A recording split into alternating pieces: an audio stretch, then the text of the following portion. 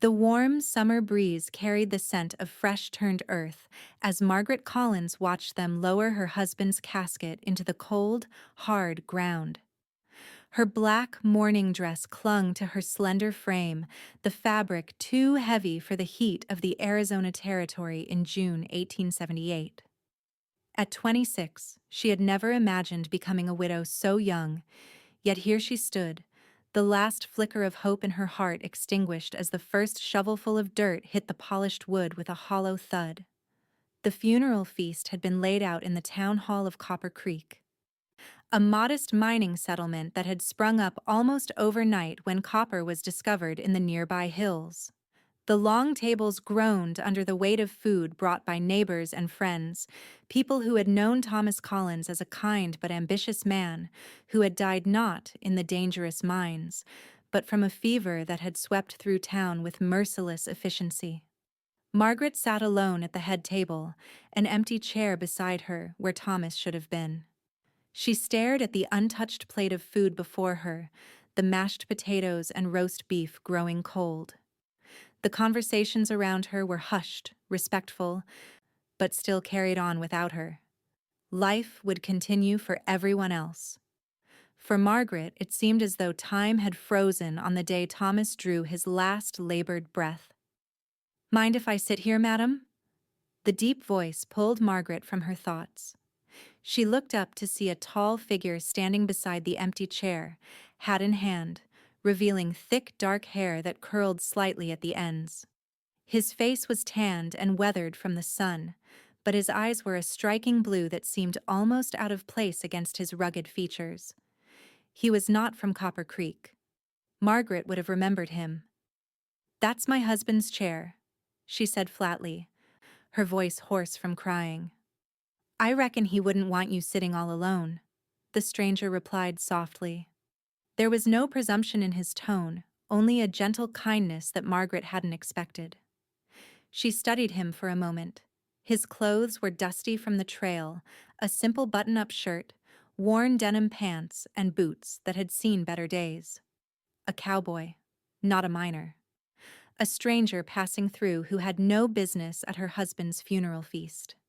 "You didn't know Thomas," she said. It wasn't a question. "No, madam, I didn't have that privilege," he admitted. "The name's Vincent Fallon. I just rode into town this morning and heard about your loss. Where I come from, no one should have to bear grief alone." Margaret wanted to tell him to leave, to find another place to sit, but the words wouldn't come. Instead, she found herself nodding slightly, giving the stranger permission to occupy the space that would forever be empty in her heart. Vincent Fallon set his hat on the floor and eased into the chair. He didn't immediately reach for food or attempt conversation. He simply sat there, a quiet presence beside her, as if understanding that sometimes silence was the most comforting thing one could offer. After several minutes, he gently slid a glass of water toward her.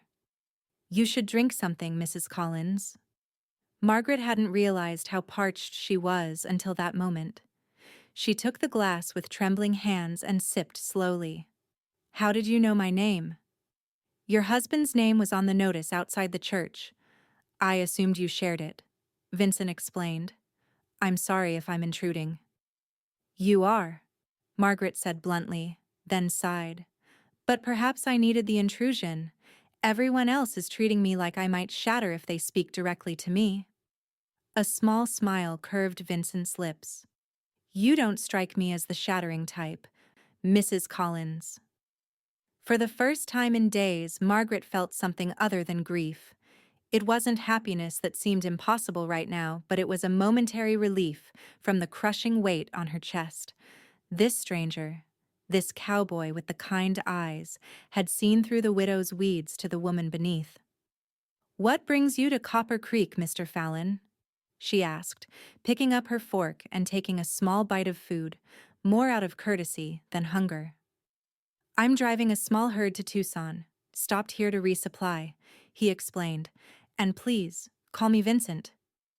"Then you must call me Margaret," she replied automatically, the social niceties ingrained in her since childhood taking over. Vincent nodded, finally serving himself a modest portion of food. This is a tight-knit community from what I've seen. You have good people around you.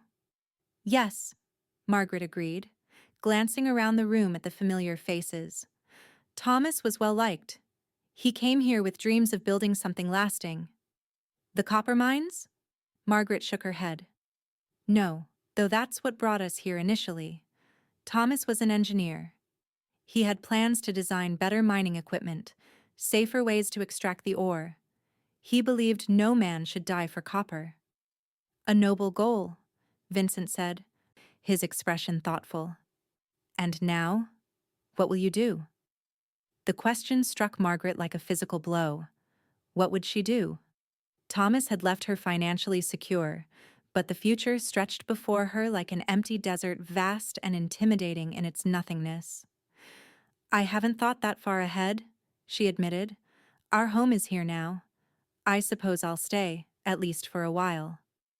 Vincent nodded, not pushing further. Throughout the meal, he acted as a buffer between Margaret and well-meaning mourners who came to offer condolences. He seemed to sense when she needed a moment to compose herself and would engage visitors in conversation, giving her time to breathe.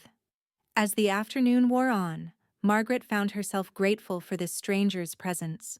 He asked nothing of her, expected nothing, yet provided a solid anchor in a day that threatened to sweep her away in a tide of grief. When the feast finally ended and people began to disperse, Vincent stood and retrieved his hat from the floor. Thank you for allowing me to share your table, Margaret. Thank you for staying, she replied, surprising herself with the sincerity in her voice. How long will you be in Copper Creek? The question slipped out before she could consider why she was asking. Vincent turned his hat in his hands. I need to move the herd on tomorrow. Can't leave them at pasture too long. Of course, Margaret said, feeling foolish for asking. Safe travels, Mr. Fallon. Vincent, he corrected gently. Then, after a moment's hesitation, he added, If you need anything before I leave, I'll be camping just south of town, by the creek. Margaret nodded, not trusting herself to speak. She watched as he placed his hat on his head, tipped it slightly in farewell, and walked away. Only when he had disappeared through the doors did she realize she was still sitting at the table, alone once more. That night, in the empty house that still held Thomas's presence in every corner, Margaret found sleep elusive. She lay awake, staring at the ceiling, replaying moments from her life with Thomas the day they met in Boston, their hasty wedding before the journey west, the look of wonder on his face when they first saw the mountains of the Arizona Territory. But between these memories, unbidden, came thoughts of Vincent Fallon. His unexpected kindness, the quiet strength he exuded, the way he seemed to understand exactly what she needed without being told. In the depths of her grief, these thoughts brought both comfort and guilt. When dawn broke, Margaret rose and dressed methodically. She had one more duty to perform before she could truly begin the process of moving forward. Thomas had left papers, his designs, his dreams, and she needed to decide what to do with them. He had no business partner, no apprentice to carry on his work. She was sorting through the papers at his desk when a knock came at the door. Straightening her simple gray dress, Margaret crossed the small front room and opened it to find Vincent Fallon standing on her porch, hat in hand once again. Mr. Fallon, she said, unable to hide her surprise. I thought you would be gone by now. My apologies for calling so early, he said. I wanted to check on you before I left, and to bring you this. He held out a small package wrapped in brown paper. Margaret hesitated before taking it. What is it? Just some provisions for the coming days. Bread, cheese, some dried fruit. I noticed yesterday you barely ate. The thoughtfulness of the gesture almost undid her composure. That's very kind, but unnecessary. I have neighbors who will all bring casseroles and pies, Vincent finished with a small smile. But sometimes a person needs something simple they can eat without company or conversation. Margaret found herself returning his smile faintly. "You're very perceptive, Mr. Fallon." "Vincent," he reminded her gently, "and it's not perception so much as experience. I lost my father when I was 16. People mean well, but sometimes their kindness can be overwhelming." This revelation, this sharing of his own loss, shifted something in Margaret's perception of him. He wasn't just a stranger who had shown kindness, he was someone who understood. "Would you like to come in for coffee?" she asked impulsively. "It's already brewed." Vincent glanced at the position of the sun. "I really should get back to the herd. My hands will be wondering where I've gone." "Of course," Margaret said quickly, embarrassed by her invitation. "I didn't mean to delay you." "But I appreciate the offer," Vincent added. He seemed about to say something more but stopped himself. "Goodbye, Margaret Collins. I wish you well." Margaret watched him walk down the path to where his horse was tethered. She should close the door, return to Thomas's papers, continue with the business of grieving and moving forward. Instead, she found herself calling out, "How many cattle are you driving to Tucson?" Vincent turned, surprise evident on his face. "Just 30 head. Nothing like the big drives further east." "And how many hands do you have?" "Just 2. Brothers I've worked with for years." "Why do you ask?" Margaret stepped out onto the porch, the package still in her hands. "My husband owned land south of here. Good grazing land with reliable water. He bought it as an investment, thinking the town would grow in that direction." She paused, uncertain why she was telling him this. "If you needed to rest your herd for a few days, you would be welcome to use it." Vincent studied her face carefully. "That's a generous offer, but I wouldn't want to take advantage." "It's not being used," Margaret said. "And I would appreciate knowing the land is serving some purpose." For a long moment Vincent said nothing. Then he nodded slowly. "If you're certain, we could use a few days to let the cattle fatten up before the final stretch to Tucson." "I'm certain," Margaret said, though she wasn't entirely sure why she was prolonging the cowboy's stay in Copper Creek. Perhaps it was simply that his presence had provided the first moments of peace she'd felt since Thomas fell ill. "Then I accept with gratitude," Vincent said. "I'll have the boys move the herd today." "The property has a small cabin," Margaret added. "Nothing fancy, but more comfortable than camping." Vincent placed his hat on his head. "You're very kind, Mrs. Collins." "Margaret," she corrected softly. A smile touched his eyes. "Margaret," he echoed, before mounting his horse and riding away. Only after he had disappeared from view did Margaret realize she was still standing on the porch, the package clutched to her chest. A strange lightness in her heart that felt almost like betrayal to Thomas's memory. She turned and went back inside, closing the door firmly behind her. The next few days passed in a blur of practicalities. Margaret received callers, wrote letters to distant relatives, and continued sorting through Thomas's affairs. She visited his grave daily, speaking to him as if he could hear her, telling him about the decisions she was making, the future she was trying to envision without him. She did not mention Vincent Fallon or the fact that his cattle were now grazing on land Thomas had bought with such optimism. That seemed a conversation too complicated for a graveside monologue. On the 4th day after the funeral, Margaret decided to ride out to the property. She told herself it was to ensure everything was in order, that the cabin was habitable, that Vincent and his men had what they needed. These were the actions of any responsible landowner.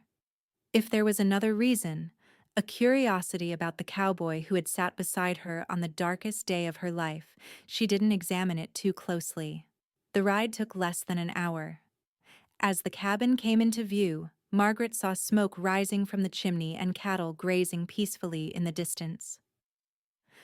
A sense of satisfaction filled her at seeing the land being used as intended, even if not in the way Thomas had planned. As she approached, the door to the cabin opened, and Vincent stepped out, shading his eyes against the midday sun. He wore no hat, and his dark hair was damp, as if he'd recently washed. When he recognized her, surprise and something else, pleasure, perhaps, crossed his face. "Margaret," he called, walking toward her. "This is unexpected." She reined in her horse, suddenly feeling foolish. "I wanted to make sure the accommodations were adequate." Vincent reached up to help her dismount, his hand strong and steady on her waist. The brief contact sent an unexpected warmth through her body, and she stepped away quickly, adjusting her riding skirt. "More than adequate," Vincent assured her. "The cabin is in excellent condition. Your husband must have maintained it well." "He hoped to expand it eventually," Margaret said, leading her horse to the water trough near the cabin. "He had plans to build a proper ranch house here someday." Vincent's expression softened. "He sounds like a man of vision." "He was," Margaret agreed, a familiar ache filling her chest. "Always looking to the future." They stood in silence for a moment. The only sounds the gentle lowing of cattle in the distance and the soft spring breeze rustling through the grass. "Would you like to come inside?" Vincent asked finally. "I can offer you coffee, though I warn you, it's trail coffee strong enough to stand a spoon in." Margaret found herself smiling. "I'd like that." The interior of the cabin was simple but clean.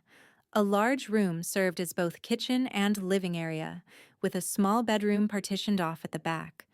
Vincent had clearly made an effort to tidy the place, though his saddlebags and gear were neatly stacked in one corner.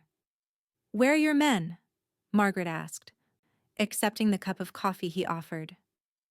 "Riding the perimeter," Vincent explained, gesturing for her to take the only chair while he leaned against the small table. "Making sure none of the cattle have wandered too far. They're good boys, 20 and 22. Sons of my father's oldest friend." Margaret sipped the coffee, finding it indeed strong but not unpleasant. "And what about you, Vincent Fallon? What's your story?" Vincent looked down at his own cup, as if considering how much to share. "Not much to tell. Born in Texas, raised on horseback.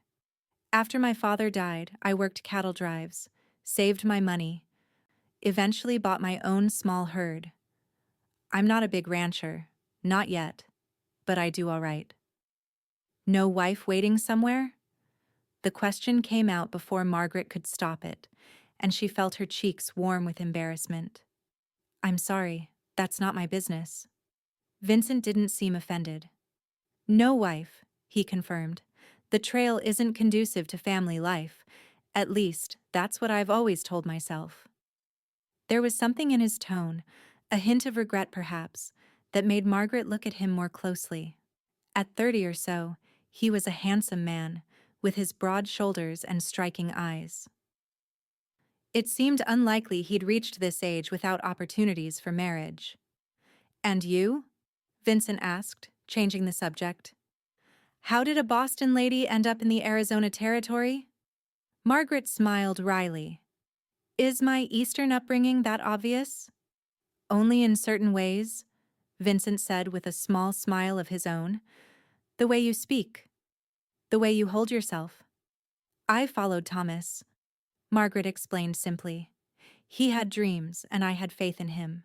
When the opportunity came to move west, there was never any question that I would come too." "Do you regret it?"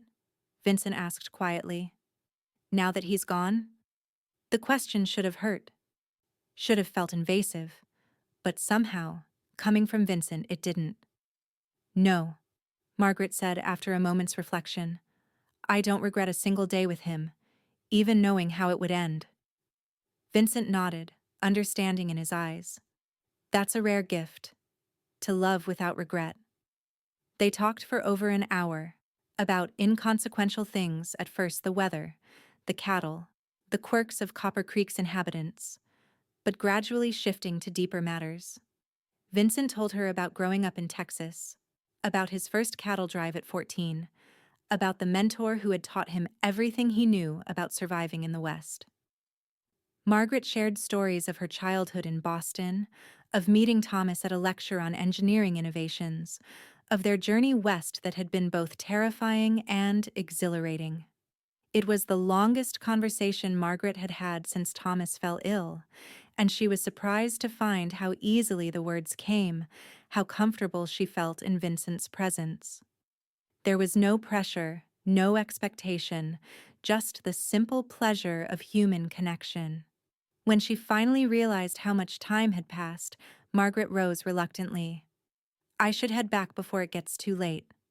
Vincent walked her to her horse, helping her mount with the same careful courtesy he had shown earlier.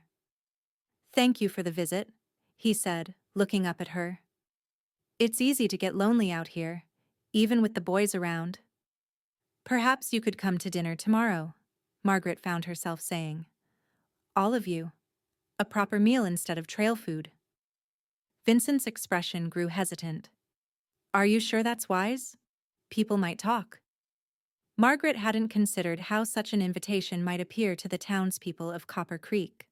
A widow, less than 2 weeks after her husband's burial, inviting a strange cowboy to dine in her home, it would certainly raise eyebrows. "You're right," she acknowledged. "I wasn't thinking." "It's a kind offer," Vincent assured her, "and in different circumstances I'd accept in a heartbeat. But I wouldn't want to cause you any difficulty." Margaret nodded, appreciating his concern for her reputation. "How long will you stay in Copper Creek?" "Another week, perhaps," Vincent said. "Then we need to move on to Tucson. I have a buyer waiting." A week. 7 more days, and Vincent Fallon would ride out of her life as unexpectedly as he had entered it. The thought brought a sharp pang that Margaret wasn't prepared for. "I hope you'll visit again," Vincent added, stepping back from her horse. "If it's not too much trouble." "I'd like that," Margaret replied honestly. "Perhaps the day after tomorrow?" Vincent's smile was warm. "I'll look forward to it." As Margaret rode back to town, she tried to make sense of her conflicting emotions. Grief for Thomas still filled her heart, a constant ache that she knew would never fully disappear. But alongside it, there was now something else, a small, fragile spark of connection to Vincent that felt both terrifying and life-affirming. Was it wrong to feel this way so soon after Thomas's death? Was she betraying his memory by finding comfort in another man's company? These questions haunted her as she stabled her horse and walked home through the quiet streets of Copper Creek.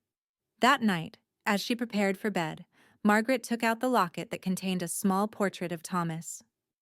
"I miss you," she whispered to the image, "every moment of every day. But I don't know how to do this. How to be alone. How to move forward." Tears slipped down her cheeks. "I feel so lost without you." No answer came, of course. Just the silence of an empty house and the weight of decisions she wasn't ready to make. The next morning brought unexpected rain, a rare gift in the desert that transformed the dusty streets of Copper Creek into muddy thoroughfares. Margaret spent the day indoors, addressing practical matters that could no longer be postponed. Thomas had left everything to her: the house, the land, his savings, and his designs. She needed to decide what to do with his work, whether to try to find someone who could appreciate and perhaps implement his ideas. As she sorted through his papers, Margaret came across a letter she hadn't seen before. It was addressed to her, in Thomas's handwriting, dated just days before he fell ill. With trembling hands, she broke the seal and unfolded the paper. "My dearest Margaret," it began, "if you are reading this, then my fears have been realized, and I have left you alone far too soon. I write this not to cause you pain, but to free you from any doubt about what I would want for you in the years ahead. You have been the greatest joy of my life, the partner in all my dreams, the light that guided me through every difficulty. Because I know your heart so well, I know you will grieve deeply and perhaps feel that loyalty to my memory requires you to live in perpetual mourning. My darling, nothing could be further from what I want for you. You are young, with so much life ahead of you. I want you to find happiness again, to love again if your heart leads you there. The thought of you living in solitude because of me is unbearable. So I give you this last gift, my blessing, to seek joy wherever you may find it, without guilt or reservation. Know that my love for you transcends death itself, and that love would never wish you to be alone. All my love, for all eternity, Thomas. Margaret clutched the letter to her chest, sobs racking her body. It was so like Thomas, thoughtful, generous, always putting her needs before his own. Even in death, he was trying to take care of her, to give her permission to move forward. But forward to what? The future still seemed impossibly vague, a blank canvas she had no idea how to fill. Except for a cowboy with kind blue eyes who had sat beside her when she was alone and had somehow begun to ease the crushing weight of her grief. The rain continued through the night and into the next day, heavy enough that Margaret knew riding out to the cabin would be foolish. The desert washes could fill in minutes during such downpours, turning harmless dry beds into raging torrents. She would have to wait until the weather cleared. By late afternoon, however, her solitude was interrupted by a knock at the door. When she opened it, she found Vincent standing on her porch, dripping wet despite the oilskin coat he wore. "Vincent!" she exclaimed. "What are you doing here in this weather?" "I was worried," he admitted, removing his hat and shaking the water from it. "When you didn't come today, I thought perhaps you were ill." Margaret was touched by his concern. "I'm fine. I just didn't want to risk the ride with the washes likely flooding." "That was wise," Vincent agreed. "I had to take the long way around myself." "Come in," Margaret said, suddenly aware that she was keeping him standing in the doorway. "You're soaked through." Vincent hesitated. "I don't want to impose, or cause talk."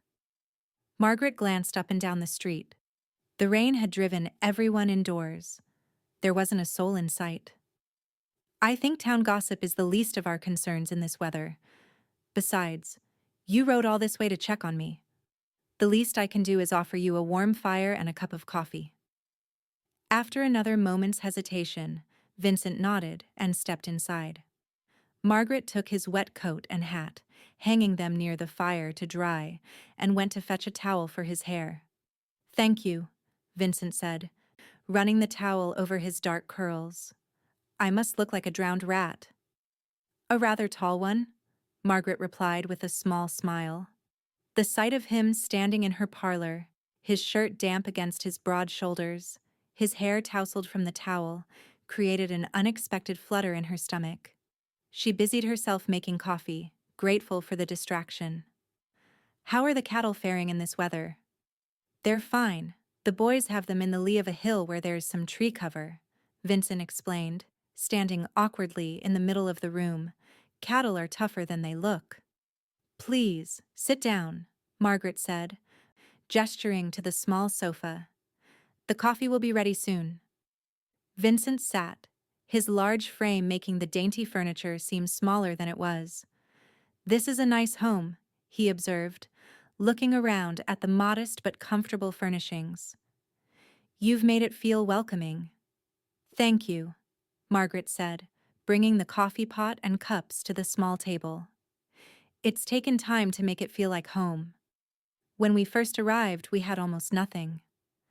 As she poured the coffee, Margaret was acutely aware of Vincent's presence, of the subtle scent of leather and horses that clung to him even beneath the smell of rain.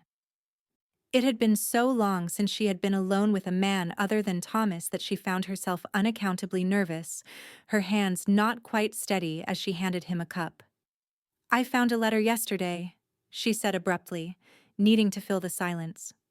"From Thomas. Written before he died." Vincent's expression grew solemn. "What did it say? If you don't mind my asking." Margaret hesitated, then decided on honesty. "He gave me his blessing to find happiness again, to not spend my life alone." Vincent was quiet for a moment, his eyes on his coffee cup. He must have loved you very much. He did, Margaret agreed softly. As I loved him. And now? Vincent asked, looking up at her. What will you do? It was the same question he had asked at the funeral feast, but now it seemed weighted with different meaning. Margaret found she couldn't meet his gaze directly. I don't know, she admitted. Everything has happened so quickly. Thomas's illness, his death, and then. She hesitated. And then? Vincent prompted gently.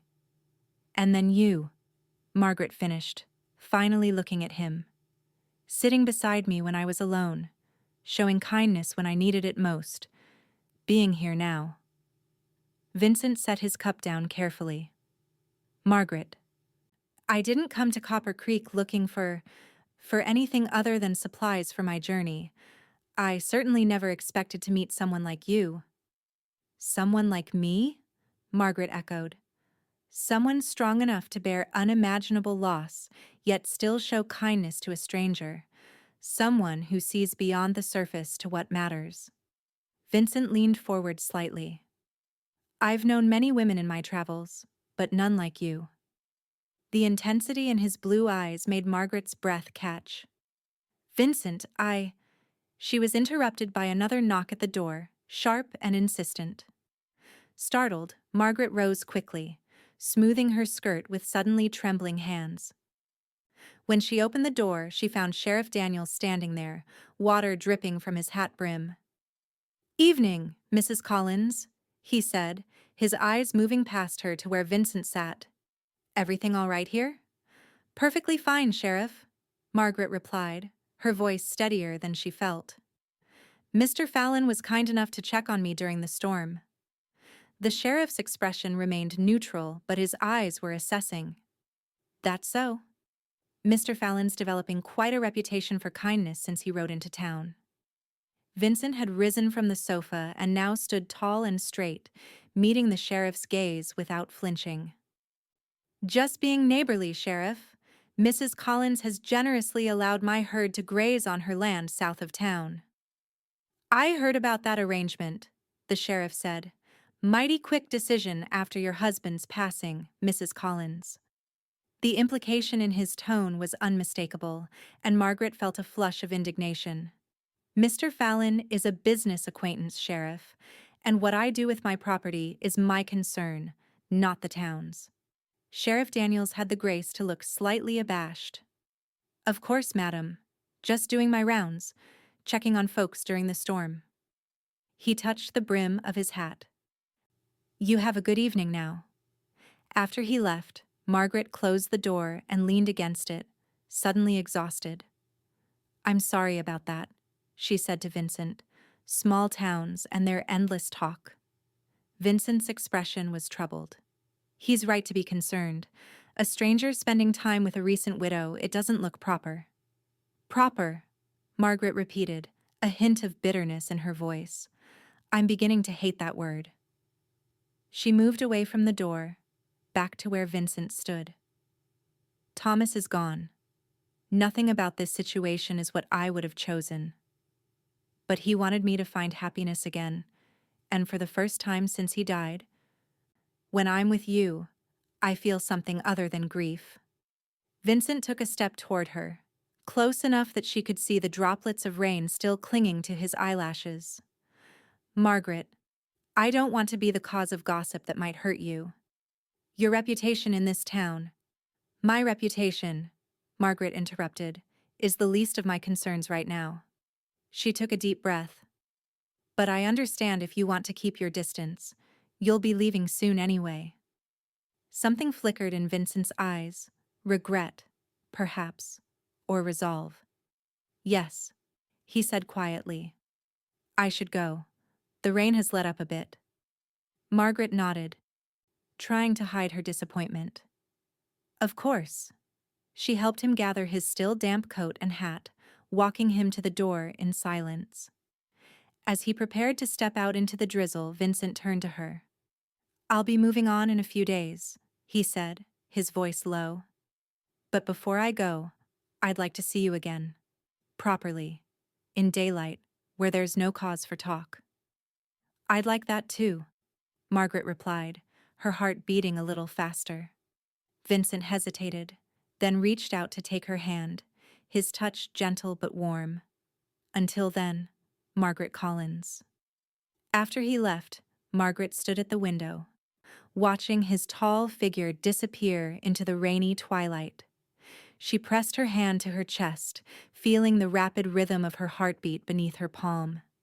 It had been so long since she had felt this particular mixture of anticipation and uncertainty, not since the early days with Thomas, when every glance, every touch, had been charged with possibility.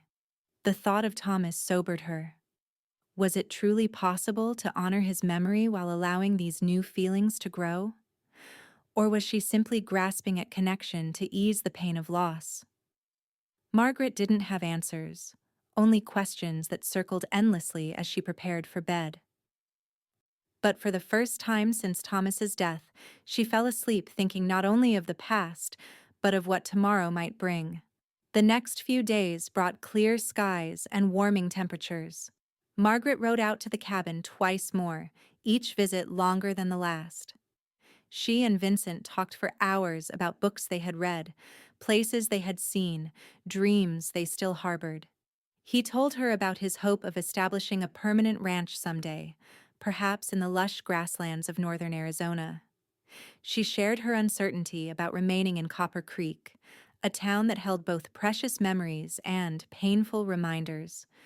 During these conversations, they were careful to maintain a respectful distance. Vincent never touched her beyond the necessary assistance in mounting or dismounting her horse. Yet Margaret was increasingly aware of him in ways that had nothing to do with words, the grace with which he moved despite his size, the expressiveness of his hands when he spoke of things that mattered to him, the way his eyes crinkled at the corners when he smiled. On her third visit, Vincent introduced her to the Thorpe brothers, Liam and Samuel, who worked for him. They were good-natured young men with freckled faces and identical grins who treated Vincent with obvious respect and Margaret with shy courtesy.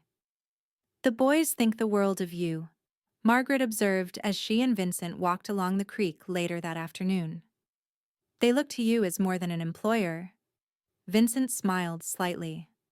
"Their father was like a second father to me after mine passed. When Daniel Thorpe died 3 years ago, it seemed natural to take the boys under my wing. They're good workers, honest to the bone." "You've built yourself a family," Margaret said, realizing the truth of it as she spoke. Vincent glanced at her, something unreadable in his expression. "Of a sort, I suppose, but it's not the same as—" He trailed off. "As having a wife? Children of your own?" Margaret finished for him. "Yes," Vincent admitted, "though the life I've chosen doesn't lend itself to putting down those kinds of roots." They had reached a large boulder by the creek, and Margaret sat down, smoothing her riding skirt. "Do you ever think of changing that life? Finding a place to settle?" Vincent remained standing, skipping a small stone across the water's surface. "More and more lately," he said, not looking at her. "Especially since coming to Copper Creek." The implication hung in the air between them, unspoken but unmistakable. Margaret felt her cheeks warm and was grateful when Vincent changed the subject, asking about her plans for Thomas's engineering designs. On the day before Vincent was set to leave for Tucson, Margaret rode out to the cabin one last time. She had made a decision during the sleepless night before a decision that both terrified and exhilarated her. Vincent was outside when she arrived, chopping wood despite the heat of the day. He set the axe down when he saw her approaching, wiping his brow with a bandana. "I was hoping you'd come today," he said, helping her dismount. "I needed to see you before you left," Margaret replied. She looked around. "Are the boys here?" Vincent shook his head. "They rode into town for supplies. We leave at first light tomorrow." Margaret nodded, suddenly nervous. "Could we sit inside? I have something I want to discuss with you." Vincent's expression grew serious, but he led her into the cabin without question. Inside, he offered her water from a ceramic jug, which she accepted gratefully, using the moment to gather her thoughts. "Vincent," she began, setting the cup down on the table, "these past 2 weeks have been unexpected. When Thomas died, I thought my life was over in many ways. I couldn't imagine feeling anything but grief ever again." Vincent sat across from her, his blue eyes intent on her face, listening without interruption. "But then you sat beside me at the funeral feast," Margaret continued, "a stranger who somehow knew exactly what I needed in that moment.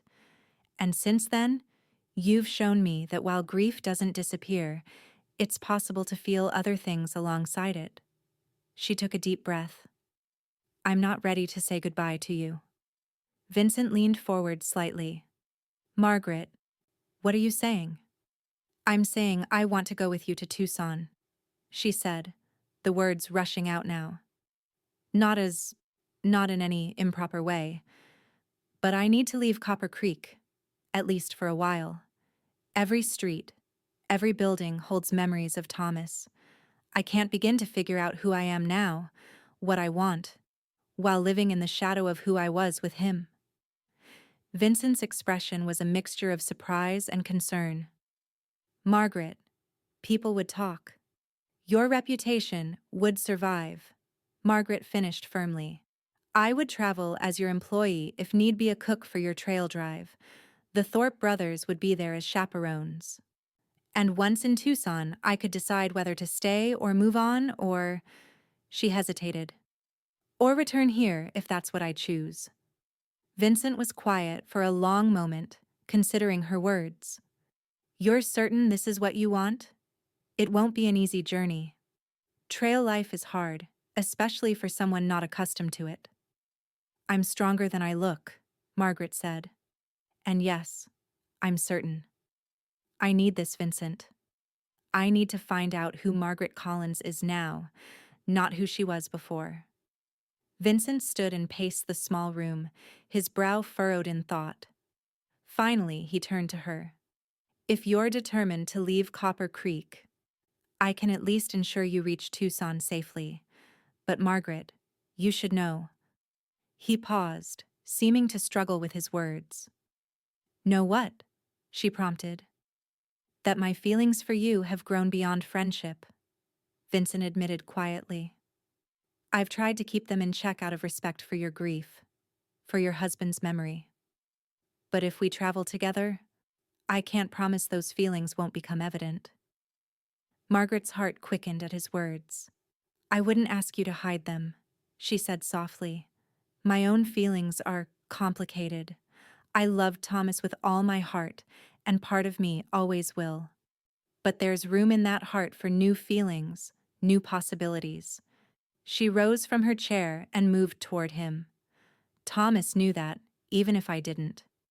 They stood facing each other, close enough that Margaret could see the flecks of darker blue in his eyes, could feel the warmth radiating from his body.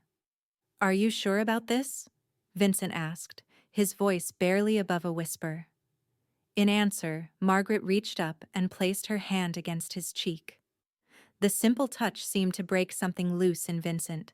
He covered her hand with his own, turning his face slightly to press his lips against her palm. The sensation sent a shiver through Margaret's body. It had been so long since she had been touched with tenderness, with desire. She stepped closer, drawn by a need she had almost forgotten she could feel. Vincent's hands moved to her waist, holding her gently, giving her every opportunity to pull away. But Margaret didn't want to pull away. She wanted, for just a moment, to feel alive again, to connect with this man who had appeared in her life like an answer to a prayer she hadn't known she was making. When his lips finally met hers, the kiss was soft, questioning, a gentle exploration rather than a demand. Margaret responded with equal tenderness, her hands sliding up to rest on his shoulders, feeling the solid strength of him beneath her fingers. The kiss deepened gradually, becoming more certain, more urgent. Vincent pulled her closer, one hand moving to cradle the back of her head, and Margaret melted against him, allowing herself to be swept away by sensations long dormant. It was Vincent who finally broke the kiss, drawing back slightly, his breathing uneven. "Margaret," he said, his voice rough with emotion, "I don't want you to regret this." Margaret looked up at him, seeing the concern in his eyes, the restraint it was costing him to pull away. "I don't regret it," she assured him. "I can't predict the future, Vincent. I don't know what will happen between us or where life will lead. But I know that this feels right, here and now." Vincent pressed his forehead against hers, his eyes closing briefly. "Then come to Tucson with us," he said. "We'll take it one day at a time, with no expectations beyond the journey itself." Margaret nodded, a sense of peace settling over her that she hadn't felt in months. "One day at a time," she agreed. The sound of horses approaching broke the moment. Vincent stepped back reluctantly, his hand sliding from her waist. "That'll be the boys returning," he said. Margaret straightened her hair and smoothed her skirt, suddenly self-conscious. "What will you tell them? About me joining you?" "The truth," Vincent said simply. "That you're coming to Tucson and will be escorting you safely." A small smile touched his lips. "The rest is no one's business but ours." The Thorpe brothers took the news of Margaret's addition to their party with good-natured acceptance. If they suspected there was more to the story than Vincent shared, they were too well-mannered to show it. Margaret rode back to town with a lighter heart than she had carried in weeks. There were preparations to make clothes to pack, arrangements for the house, letters to write explaining her temporary absence. She would tell most people she was visiting relatives in Tucson, which wasn't entirely untrue. She did have a distant cousin there, though they hadn't corresponded in years. The most difficult task would be visiting Thomas's grave one last time. As the sun began to set, Margaret made her way to the small cemetery on the edge of town. Kneeling beside the still fresh mound of earth, she placed a small bouquet of wildflowers at the base of the simple wooden cross that marked his resting place. "I found your letter," she said softly, her fingers tracing the letters of his name carved into the cross. "And I want you to know I understand what you were trying to give me: freedom from guilt, permission to live fully again." Tears slipped down her cheeks. "I'll always love you, Thomas. Always. But I'm going to Tucson tomorrow with a man named Vincent Fallon. He's a good man, honorable and kind. I think you would have liked him." The wind rustled the leaves of the cottonwood that shaded the cemetery, a sound that seemed almost like a response. Margaret closed her eyes, letting the peace of the place wash over her.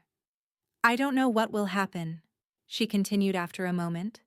"Whether this journey will lead to something lasting or simply be a step toward whatever comes next.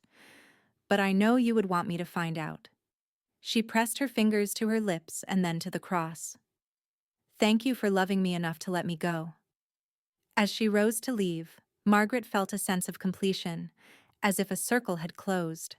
Her grief hadn't disappeared, she knew it never would entirely, but it had shifted, making room for hope, for possibility.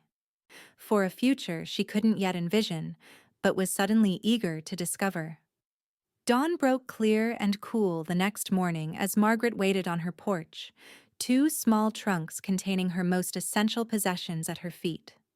She had left the house in the care of her closest friend in Copper Creek, a widow named Eleanor, who had promised to check on it regularly and forward any important correspondence. The sound of hoofbeats drew her attention to the end of the street, where Vincent and the Thorpe brothers appeared, leading a pack horse for her belongings. Vincent dismounted when he reached her porch, his expression a mixture of concern and barely concealed joy. "Still certain about this?" he asked quietly as the brothers loaded her trunks onto the pack horse. Margaret looked back at the house that had been her home with Thomas, then out toward the open desert and the mountains beyond. "More certain than I've been about anything in a long time," she answered. Vincent's smile was like the sunrise, gradual but transformative. He helped her mount the gentle mare he had brought for her to ride, his hands lingering slightly longer than necessary on her waist. As they rode out of town, Margaret felt the curious gazes of early risers, heard the whispers that would soon become full-blown gossip. But she found she didn't care as much as she might have expected. She was leaving Copper Creek behind, not forever perhaps, but for long enough to discover who she could be beyond the identity of Thomas Collins's widow. The journey to Tucson would take nearly 2 weeks, moving at the pace of the cattle. Margaret quickly adjusted to the rhythm of trail life, rising before dawn, riding all day, making camp as the sun set. Vincent had insisted she take the only tent, providing her with privacy the men did without. Each night, after the Thorpe brothers had retired to their bedrolls, Vincent would sit with her by the fire, talking softly until the embers died down. Sometimes they spoke of practical matters, the route ahead, the condition of the cattle, the weather. Other times, their conversations delved deeper into hopes and fears, regrets and dreams. Vincent told her about his childhood in Texas, about losing his mother when he was just 8 years old, about his father teaching him everything he knew about cattle and horses before a fall from a spooked stallion took his life, too. Margaret shared stories of her own of growing up in a strict Boston household, where young ladies were expected to be ornamental rather than useful, of meeting Thomas at a lecture she had attended against her parents' wishes, of their hurried wedding when he received the offer to come west. "They disowned me," she admitted one night, a week into their journey. "My parents. They said no daughter of theirs would throw her life away on a dreamer with no prospects." Vincent's hand found hers in the firelight. "They were wrong about him." "Yes," Margaret agreed, her fingers twining with his. "And about me. They thought I was making a terrible mistake, but those years with Thomas were the happiest of my life. He taught me to see possibilities where others saw only obstacles." "He sounds like a remarkable man," Vincent said, his thumb tracing gentle circles on the back of her hand. "He was," Margaret confirmed, "and he would understand this us better than anyone else could." Vincent's eyes met hers across the dying fire. "And what is this, Margaret? What are we to each other?" It was a question she had been asking herself throughout the journey. With each passing day, her feelings for Vincent had grown clearer, stronger. The attraction between them was undeniable, evident in every glance, every touch, every moment of shared laughter or quiet understanding. "We're two people who found each other when we weren't looking," Margaret said softly. "Beyond that, I'm not sure I can define it yet. Can you?" Vincent shook his head slowly. "I only know that when I'm with you, I feel as though I've found something I didn't realize I was missing, and the thought of reaching Tucson and saying goodbye fills me with a dread I can scarcely put into words." Margaret squeezed his hand. "Then perhaps we don't say goodbye in Tucson. Perhaps we see where this path leads us." The hope that bloomed in Vincent's eyes warmed her more than the fire ever could. He lifted her hand to his lips, pressing a kiss against her knuckles. "I would like that very much," he said, his voice husky with emotion. As they neared Tucson, the land changed, becoming more verdant with the waters of the Santa Cruz River nourishing the valley. The cattle grew restless, sensing the end of their journey, and required more attention from Vincent and the Thorpe brothers. Margaret found herself riding alone more often, using the time to reflect on the decisions that lay ahead. She had written to her cousin from their last stop at a small trading post, announcing her imminent arrival in Tucson. The response had been waiting for her, a warm welcome and an offer of accommodation for as long as she needed it. It was a generous offer, one that provided a safe haven while she determined her next steps. But as the spires of Tucson's church came into view in the distance, Margaret realized she was reluctant to accept that offer. The thought of separating from Vincent, of returning to the role of proper widow under her cousin's roof, felt like a step backward, rather than forward. On their final night on the trail, as they made camp within sight of the city, Margaret made her decision. After dinner, when the Thorpe brothers had moved off to tend the cattle one last time, she asked Vincent to walk with her a short distance from camp. "I've been thinking about what happens tomorrow," she said as they strolled along the banks of a small tributary of the Santa Cruz. Vincent's expression grew guarded. "Your cousin is expecting you. It's the respectable choice, Margaret." "Respectability," she said with a small smile, "seems less important to me now than it once did." She stopped walking and turned to face him. "Vincent, these past 2 weeks have been transformative. I've remembered what it feels like to laugh, to hope, to look forward rather than back."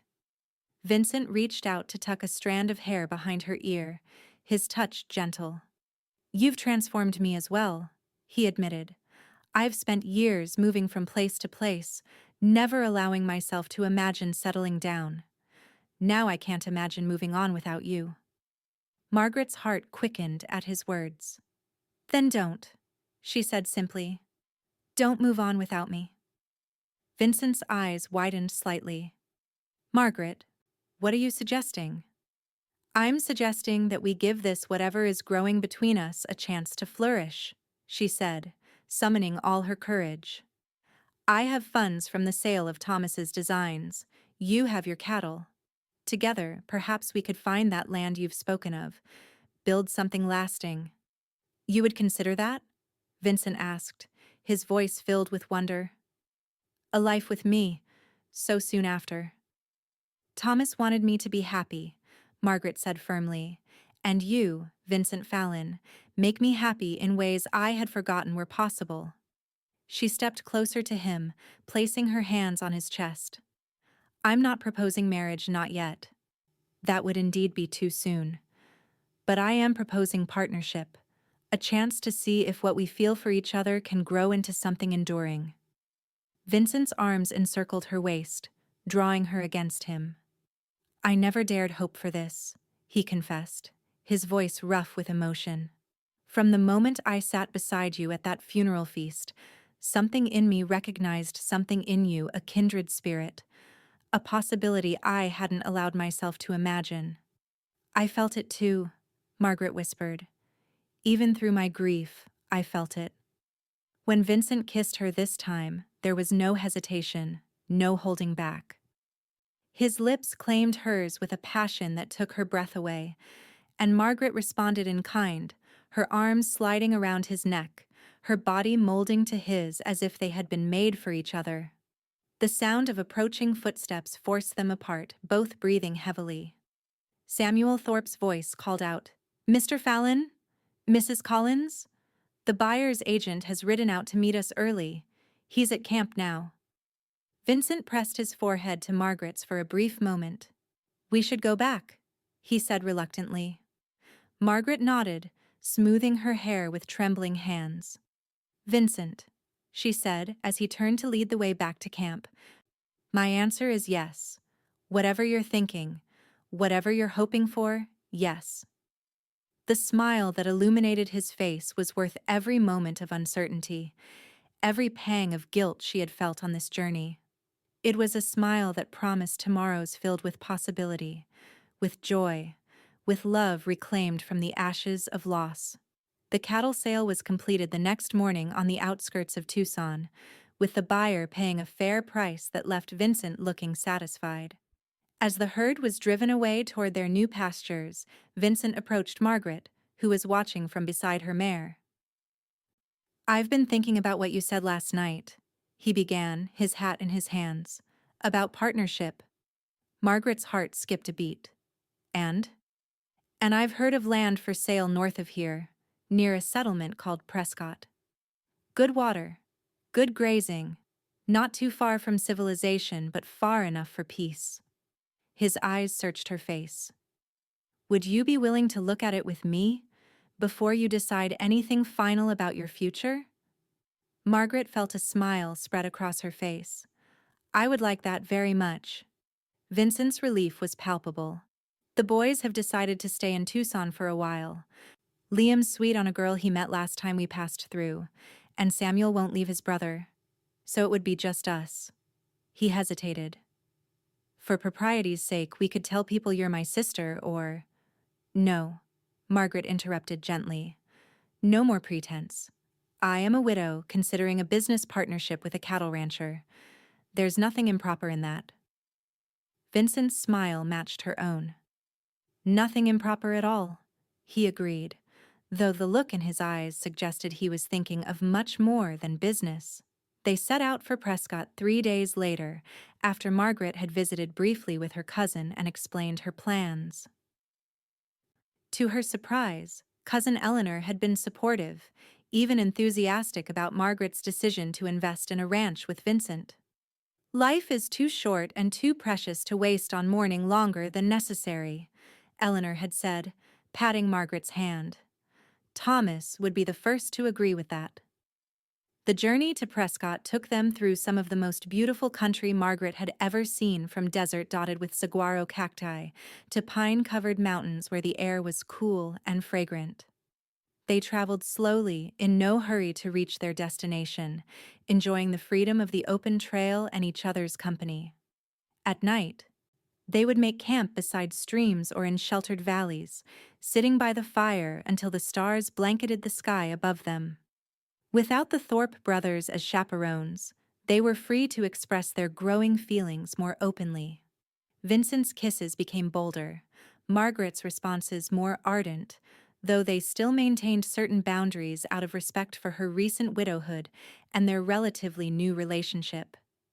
"Tell me about your dreams," Vincent said one night as they lay side by side on a blanket, gazing up at the stars.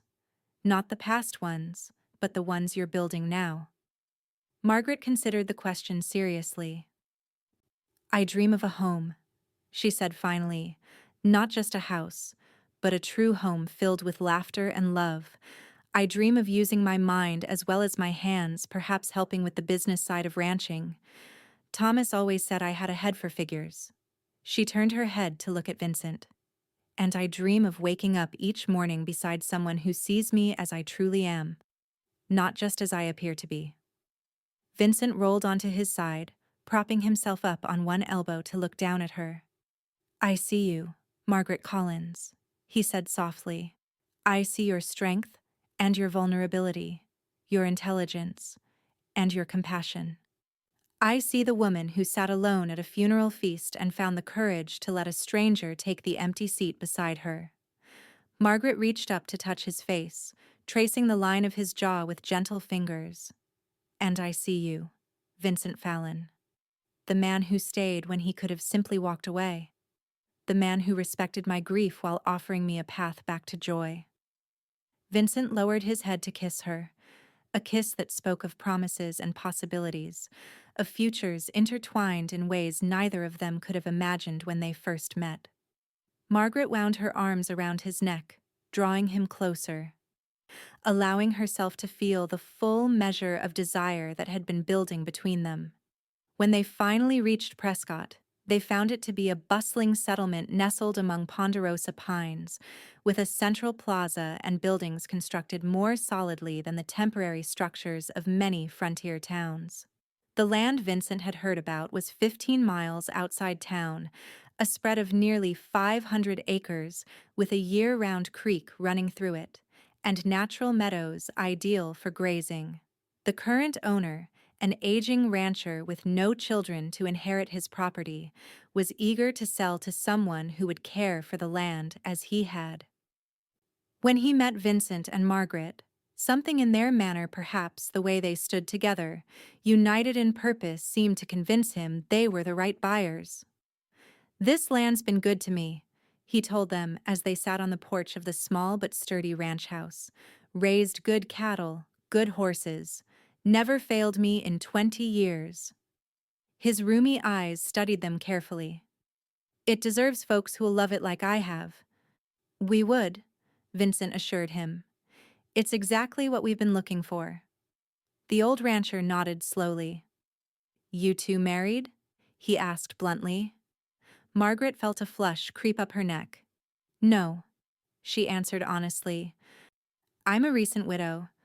Mr. Fallon and I are business partners." The old man snorted. Business partners. That what they're calling it these days? But there was no judgment in his tone, only a kind of weathered understanding. Well, whatever you are to each other, this land will test it. Ranching ain't easy. Takes two people working together, trusting each other. We understand that, Vincent said, his hand finding Margaret's between their chairs. And we're committed to making it work. 2 weeks later, the sale was complete. Margaret and Vincent stood on a ridge overlooking their new property, the meadows where cattle would graze, the creek that would water them, the house that would become their home. It's beautiful, Margaret said, her heart full. More than I could have imagined when we left Copper Creek. Vincent turned to face her, taking both her hands in his. Margaret, he began, his voice serious. I know we agreed on partnership, on giving ourselves time. But standing here, looking at all this, I find I want more. Margaret's breath caught in her throat. What are you saying, Vincent? I'm saying that I love you, he declared simply. I think I've loved you since that first day, when you looked up at me with such dignified grief, yet still found room in your heart for kindness to a stranger. I know it's soon, perhaps too soon for you, but I want to build this life with you not just as partners, but as husband and wife. Tears filled Margaret's eyes, not of grief this time, but of overwhelming joy. It's not too soon, she whispered. Not when you've helped me remember what it means to be truly alive. She squeezed his hands tightly. I love you too, Vincent Fallon. And yes, I will marry you. Vincent's face lit with such happiness that Margaret felt her heart might burst from the sheer beauty of it. He pulled her into his arms, lifting her off her feet in his enthusiasm, and she laughed a sound of pure delight that echoed across the land that would be their future. They were married 2 months later in Prescott, a simple ceremony attended by the Thorpe brothers, who had decided to join them on the ranch, and a few neighbors they had already made. Margaret wore a dress of pale blue rather than traditional white, a choice that felt right for a woman beginning her second chance at happiness. As Vincent slipped a ring onto her finger, a simple gold band that had been his mother's, he repeated the words he had spoken on that first day. I reckon he wouldn't want you sitting all alone. Margaret's eyes filled with tears as she recognized the echo of their beginning. He wouldn't, she agreed softly. And thanks to you, I never will be again. In the years that followed, the Fallon Ranch prospered under their combined care. Vincent's knowledge of cattle and horses, combined with Margaret's head for business, created an enterprise that grew steadily more successful with each passing season. The Thorpe brothers remained with them, eventually bringing wives of their own to the ranch, expanding their chosen family. In their 3rd year of marriage, Margaret gave birth to a son they named Thomas Vincent Fallon, a tribute to the past and a celebration of the present. As she watched Vincent cradle their newborn with hands that were strong yet infinitely gentle, Margaret felt a sense of completion, of circles closing and opening simultaneously. Life wasn't always easy. There were droughts and harsh winters, disputes with neighboring ranchers, and the constant challenges of frontier living. But through it all, Margaret and Vincent faced each difficulty together, their bond strengthening with each obstacle overcome. On their 5th wedding anniversary, they stood once again on the ridge where Vincent had proposed, watching the sunset paint the land in hues of gold and crimson. Their son played nearby, supervised by Liam Thorpe's wife, his laughter carrying on the evening breeze. Do you ever regret it? Vincent asked, his arm around Margaret's waist. Leaving Copper Creek with a stranger? Taking such a risk when your heart was still healing? Margaret looked up at him, at the face that had become as familiar to her as her own, at the blue eyes that still held the kindness that had first drawn her to him. Never, she said with absolute certainty. How could I regret the journey that led me home? Vincent bent to kiss her, a kiss that held all the passion of their early days together and all the deeper love that had grown between them since. "I thank God every day that I took that empty seat beside you," he murmured against her lips. "And I thank God every day that you stayed," Margaret replied, her heart full to overflowing with the life they had built together, a life that had begun in grief, but had blossomed into joy beyond measure. As the last light of day faded from the sky, they walked hand in hand back to the house they had made into a home, to the family they had created together, to the future that continued to unfold before them, bright with promise, rich with love, and more beautiful than either of them could have imagined on that long ago day when a widow sat alone at a funeral feast and a cowboy took the empty seat beside her and stayed.